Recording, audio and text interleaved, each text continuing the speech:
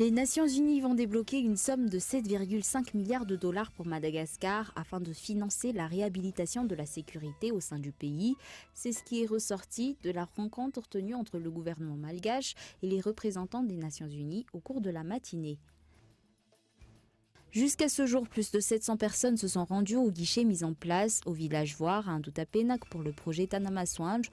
Plus de 80 d'entre eux ont accepté de signer une promesse de vente. En Irak, les tirs à balles réelles des forces de l'ordre ont fait hier 10 morts. Lors de nouveaux rassemblements antigouvernementaux, 260 personnes ont été tuées depuis le début du mouvement le 1er octobre.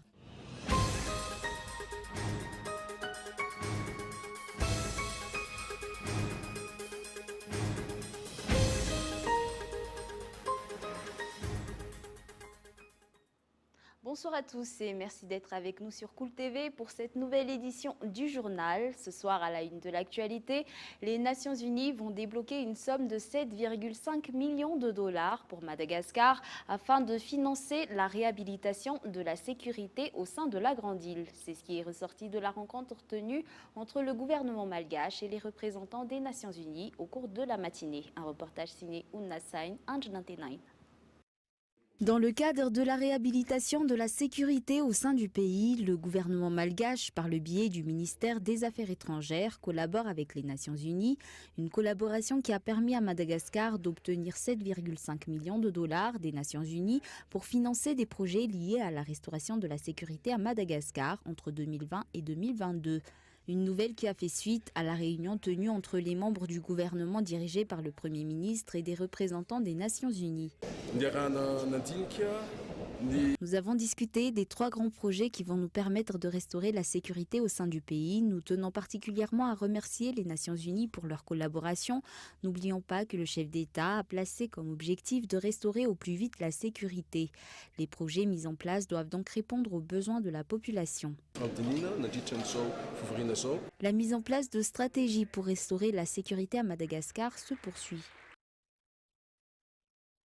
Toujours dans l'actualité locale, le 11e forum du secteur privé africain à Madagascar a été clôturé ce jour. Une rencontre qui a abouti à des résultats concrets pour Madagascar. D'importantes banques africaines ont accepté de soutenir des projets à Madagascar. D'autre part, ce forum a également permis d'ouvrir de nombreux marchés pour les jeunes entrepreneurs malgaches. Sur un tout autre sujet, jusqu'à ce jour, plus de 700 personnes se sont rendues au guichet mis en place au village Voir à Indutapenak pour le projet Tanamasoange. Plus de 80 d'entre eux ont accepté de signer une promesse de vente selon les informations fournies par le ministère de l'Aménagement du Territoire, de l'Habitat et des Travaux publics. Les personnes concernées viennent de plus en plus nombreux au guichet unique mis en place au village Voir pour le projet Tanamasoange afin d'obtenir plus d'informations sur ce projet. Depuis son ouverture jusqu'à hier, plus de 700 personnes se sont rendues à ce guichet.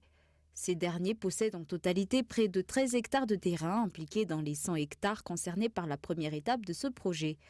13 d'entre eux possèdent des maisons construites sur ces terrains et 80 ont accepté de signer une promesse de vente. L'ouverture de ce bureau est vraiment utile parce que beaucoup ont besoin d'informations sur ce projet et ont besoin de savoir si leur propriété est concernée ou pas par le projet Tanamasoange. Certains n'ont pas les dossiers nécessaires sur leur propriété permettant la cession.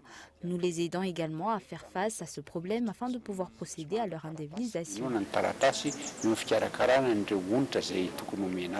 Ce guichet restera encore ouvert pendant plusieurs jours, de 8h à 16h. Les responsables auprès du gouvernement continuent de lancer un appel aux propriétaires concernés afin que ces derniers se rendent à ce guichet pour éviter tout malentendu concernant le projet Tanamasoange et pour obtenir plus d'informations à ce sujet. L'autorité de la concurrence française a placé sous scellé hier les locaux de la compagnie régionale Air Austral à La Réunion.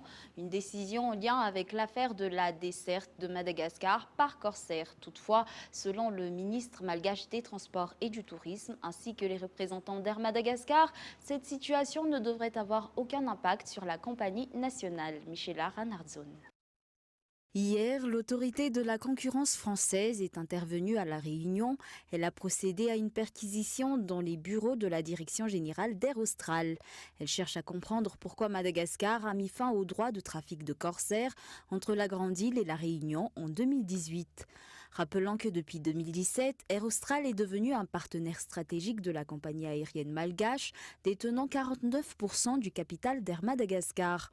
Toutefois, selon les explications fournies par le ministre malgache des Transports et du Tourisme et par les responsables au niveau de la compagnie aérienne malgache, ce problème devrait se limiter au niveau d'Air Austral et n'aura aucun impact sur Air Madagascar. Il est à rappeler que c'est à partir de mars 2018 que les droits de vol hebdomadaires de corsaires entre Saint-Denis et Antananarive ont été suspendus, une décision qui a engendré une polémique et ayant valu à Air Madagascar d'avoir été accusé d'abus à l'époque. Avant de passer aux actualités internationales, plus de 113 millions de personnes dans 53 pays souffrent de malnutrition. Madagascar en fait partie. Un dialogue inclusif multi-acteurs pour le renforcement du lien entre l'humanitaire, le développement et la paix dans le cadre du développement rural, de la sécurité alimentaire, de la nutrition et de la résilience à Madagascar a donc été tenu. D'importants efforts restent encore à faire en matière de lutte pour la sécurité alimentaire au sein de la Grande Île. Écoutons. Et la réflexion de cet atelier va contribuer aux réflexions déjà en cours, notamment dans le cas du Grand Sud, mais ça permettra également de pouvoir véritablement arriver à des solutions qui soient véritablement des solutions durables.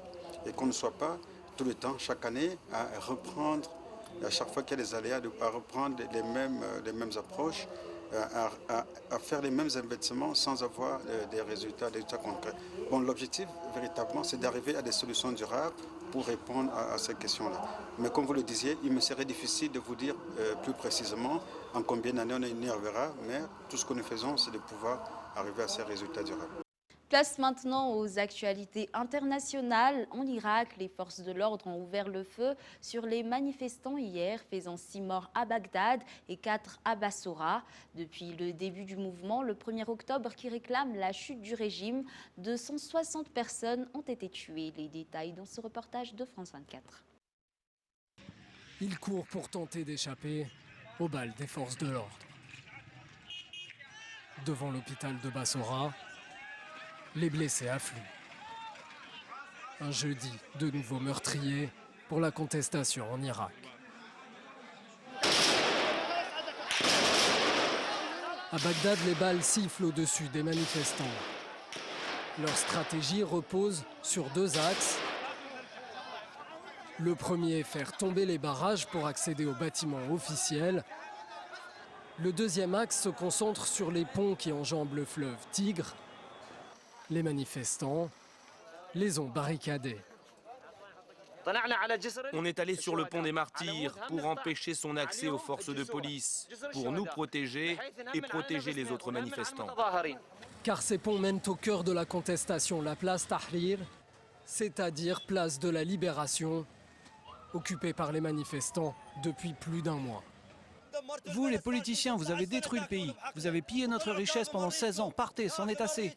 Nous ne voulons plus de vous. La contestation en Irak demande la chute d'un régime qu'elle juge corrompu et incompétent. Le président irakien a promis des élections anticipées, une promesse que son Premier ministre a déjà jugée irréalisable. Au Brésil, l'ex-président Lula pourrait bientôt être libéré de prison. Condamné par les tribunaux, il purge depuis avril 2018 une peine de 8 ans et 10 mois de prison pour corruption après un procès des plus controversés. France 24. Pour les partisans de Lula, l'espoir renaît. L'ancien président pourrait sortir de prison après une décision de la Cour suprême. Celle-ci a provoqué des manifestations de joie, notamment dans le Nord, acquis au Parti des travailleurs fondé par l'ancien métallo. Aujourd'hui, la Cour suprême a renforcé la démocratie et la Constitution avec cette décision, particulièrement dans un moment où notre gouvernement d'extrême droite affaiblit la démocratie et la Constitution. Après de longues heures de débat, la plus haute juridiction du pays a finalement déclaré inconstitutionnel l'emprisonnement d'une personne avant l'épuisement de tous ses recours, si sa condamnation a été confirmée en appel. Avec une majorité de 6 voix et dans les limites des suffrages exprimés, cette action a été confirmée. 5000 prisonniers sont concernés par cette mesure. En avril 2018, l'ancien président brésilien a été condamné à 8 ans et 10 mois de prison pour corruption. Sa libération reste soumise à un juge d'application des peines. À l'origine de sa condamnation, la vaste enquête anticorruption Lavage Express, qui a fait chuter plusieurs dizaines de personnes, dont des responsables politiques et industriels. Accusé d'avoir bénéficié de pots de vin en échange de contrats pour une compagnie de BTP, Lula a toujours clamé son innocence, comme lors d'un entretien accordé à France 24 le mois dernier. Ou les canailles qui m'ont condamné prouvent que j'ai commis un crime, parce que j'ai déjà prouvé que je n'en ai pas commis, ou ils me libèrent et demandent pardon au peuple brésilien. Dès l'annonce de l'arrêt de la Cour suprême, ses avocats ont fait savoir qu'ils demanderaient sa libération. Un bref retour sur les titres avant de nous dire au revoir. Les Nations Unies vont débloquer 7,5 millions de dollars pour Madagascar afin de financer la réhabilitation de la sécurité au sein de la Grande Île. C'est ce qui est ressorti de la rencontre tenue entre le gouvernement malgache et les représentants des Nations Unies au cours de la matinée.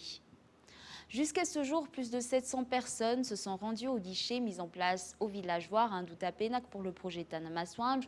Plus de 80 d'entre eux ont accepté de signer une promesse de vente. En Irak, les tirs à balles réelles des forces de l'ordre ont fait hier 10 morts lors de nouveaux rassemblements antigouvernementaux. 260 personnes ont été tuées depuis le début du mouvement le 1er octobre. Et voilà, c'est la fin de ce journal. Nous vous remercions d'avoir choisi Cool TV pour vous informer. Bonne soirée à tous et excellente suite de programmes en compagnie de Cool TV. Au revoir.